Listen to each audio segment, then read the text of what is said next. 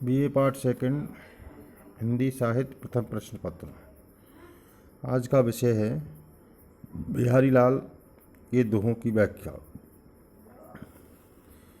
बिहारी लाल का पहला दोहा है, मेरी भव बाधा हरऊ राधा नागर सोई, जातन की झाई परई श्याम हरित दुति होई।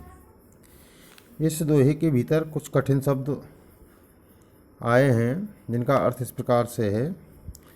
भव, भव का अर्थ है संसार या भवसागर। बाधा, बाधा का अर्थ है विघ्न या कष्ट। हरऊ, हरऊ का अर्थ है हरण करो या दूर करो या निवारण करो। नागरी, नागरी का अर्थ है चतुर। झाई, झाई का अर्थ है प्रतिबिंब। हरित, हरित का अर्थ है इसमें दोहे के भीतर प्रसन्न या हरे रंग वाला। तो इस दोहे का संदर्भ एवं प्रसंग इस प्रकार से है। प्रस्तुत दोहा कविवर बिहारी द्वारा रचित बिहारी सत्सई से उद्धृत किया गया है। कवि ने ग्रंथ रचना के प्रारंभ में जैसा कि उस समय परंपरा थी उसका निर्वहन करते हुए मंगलाचरण के रूप में कृष्ण प्रिया राधिका जी का स्तवन किया है।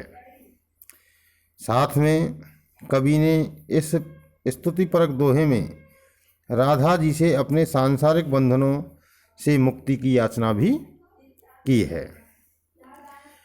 इसकी व्याख्या इस प्रकार से की जा सकती है। इस व्याख्या को तीन रूप दिए जा सकते हैं। पहला, मेरी भव बाधा हरऊ राधा नागरी सोई, जातन की झाई परई श्याम हरित दुति होई। बे चतुर राधा मेरी सांसारिक बाधाओं का अर्थात कष्टों का निवारण करें, जिनके शरीर का प्रतिबिंब पड़ने से भगवान कृष्ण के शरीर की आभा की निष्प्रभ मानी हरित धुति हो जाती है। दूसरे रूप में, बेचतुर राधा मेरी सांसारिक बाधाओं को, बाधाएं अर्थात सफलता के मार्ग से हटाएं, जिनके शरीर की परछाई को देखकर श्री कृष्ण का व्यक्तित्व प्रसन्न हरित धुति हो जाता है, हरा भरा हो जाता है। हरा भरा होना प्रसन्नता सूचक मुहावरा है। अतः यहाँ कवि का रंगों के मिश्रण का सूक्ष्म ज्ञान भी स्पष्ट हो जाता है तथा पीले व श्याम रंग के मिश्रण से हरे रंग का निर्माण होता है। तो रंगों का ज्ञान इस प्रकार से कवि के यहाँ दिखाई देता है।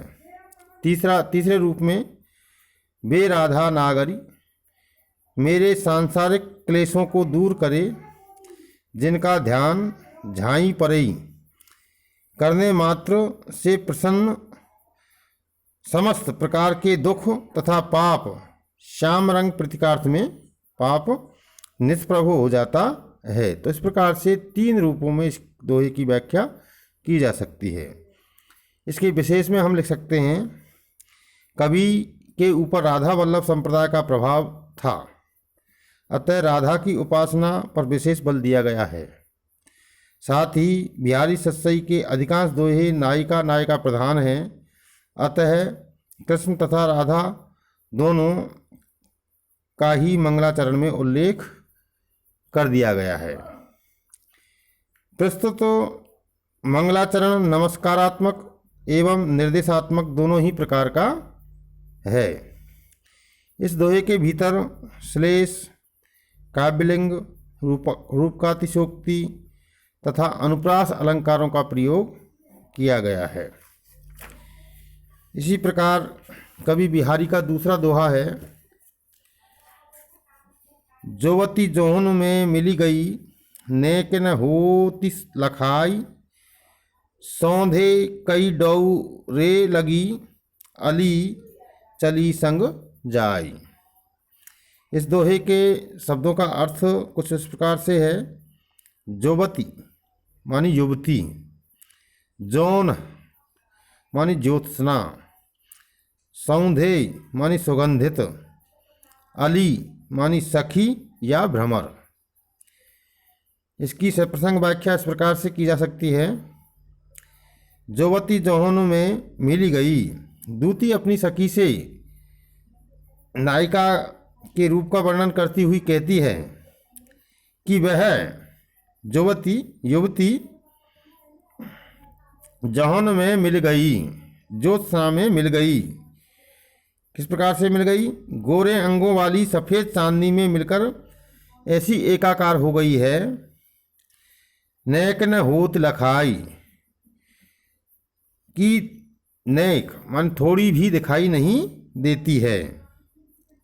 अर्थात ज्योत्सना और युवती का दोनों का रंग एक जैसा ही दिखाई देता है। सौंधे के डोरे लगी, अली चली संग जाई। केवल उसके अंगों की सुगंध के सहारे सहारे ही भंवरे तथा उसकी सखी उसके साथ साथ चल रहे हैं। उसका आकार कहीं पर भी दिखाई नहीं दे रहा है।